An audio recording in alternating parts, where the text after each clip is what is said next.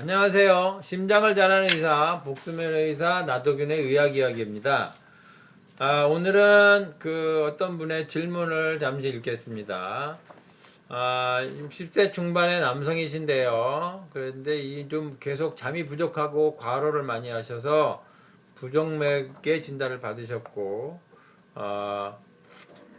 그 다음에 이제 무릎 수술을 하는 과정에서 수술을 받으셨는데 그 후에 이제 심장이 덜컹거리고 두근거리고 이렇게 나빠지셔서 이제 호흡이 곤란해지고 가슴이 답답해지고 심장이 파르르 떨리고 가슴 통증이 있고 또 이명이 있고 이런 증상으로 질문을 하셨습니다. 치료가 잘 되는지 재발은 안 되는지 어떻게 하면 치료가 할 수 있는지 이런 질문을 하셨습니다. 심장은 서양의학적으로는 이제 정기적인 신호로 작동하는 근육 펌프지만 한의학적으로는 이제 심기의 힘으로 작동하는 장부라는 건 이제 수차례 말씀을 드렸습니다. 그래서 서양의학적으로는 부정맥은 정기적인 신호의 이상이니까 정기적인 신호 이상이 생긴 부분을 전기를 통해서 딱 잘라버리는 거죠. 그러면 이제 부정맥이 전기 회로를 잘랐으니까 부정맥이 없어질 거다 하는 거죠. 근데 전기 소작술 이후에도 계속 가슴 통증이나 호흡 곤란이거나 가슴 답답한 증상이 남아있는 분들이 많이 있습니다. 이럴 때 이제 신경안정제나 근육이완제 같은 걸 투여해서 그 증상의 완화를 기대하는 거죠. 근데 이제 해부학적으로 보면 실제로 팔을 떨리는 건 이제 부정맥인데 두근거리거나 통증이나 답답하거나 호흡 곤란하거나 한 건 실제로 부정맥과 좀 관련이 적은 거죠. 한의학적으로 또 심기가 원인이라고 우리가 얘기할 수 있는 이유는 심기는 마음을 포함하고 있기 때문에 심기를 많이 쓰는 사람들, 마음을 많이 쓰는 사람들이 많이 생기고 그런 사람들이 예외 없이 거의 부정맥이나 뭐 협심증, 판막증 이런 것들로 또는 심하면 심부전증으로 사망하거나 하는 일들이 쭉 계속 많이 생기고 있습니다. 심기를 많이 쓰는 이유는 주 원인이 과로와 스트레스입니다.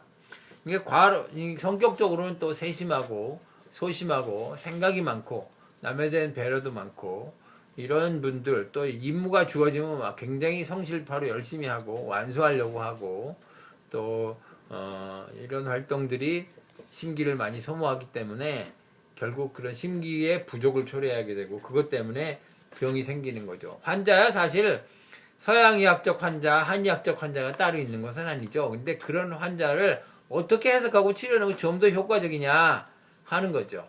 그래서 서양의학적 시스템에 맞으면 서양의학적 치료가 좋고요. 한의학적 시스템에 맞으면 한의학적 치료가 좋습니다. 서양의학적 치료도 의미가 있고 한의학적 치료도 의미가 있는데 어느 시스템에 더 잘 맞느냐 하는 거죠.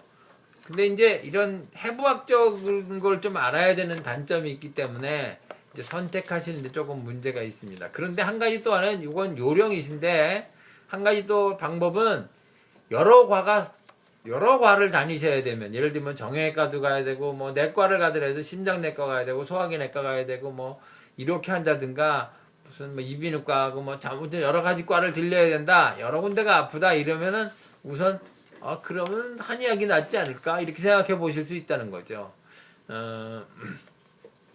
지금 이제 이분 같은 경우는 이제 가슴 통증이나 가슴이 마르르 떨린다, 뭐 가슴이 답답하다, 호흡이 곤란 이런 증상만 말씀을 하셨는데 실제로 말씀 안 하신 증상에는 당연히 어깨도 아프고요, 머리도 띵하고요, 허리도 아프시고요, 소화도 좀 잘 안 되실 거고요, 장도 아프시고 그러실 겁니다. 그런 증상이 같이 오거든요.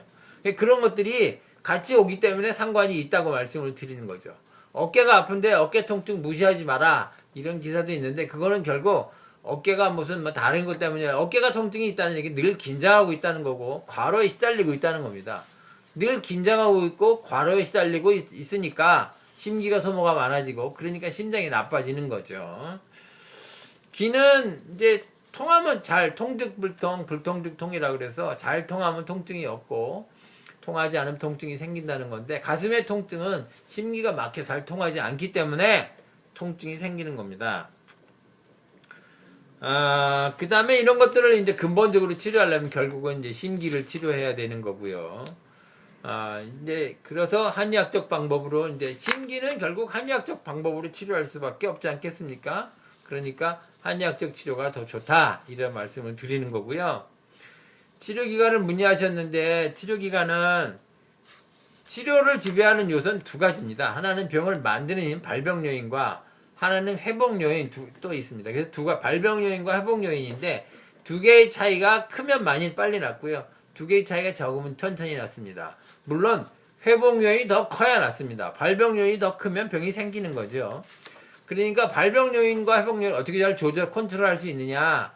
컨트롤은 의사 혼자서 하는 게 아니고 환자분이 같이 하셔야 됩니다. 그래서 그 중에는 우리가 없애고 싶어도 못 없애는 것도 많고 어쩔 수 없는 부분도 있기 때문에 일률적으로 얼마 동안 시간이 걸린다. 그 얘기하기가 참 어렵습니다. 치료기간을 정하기 어렵고요.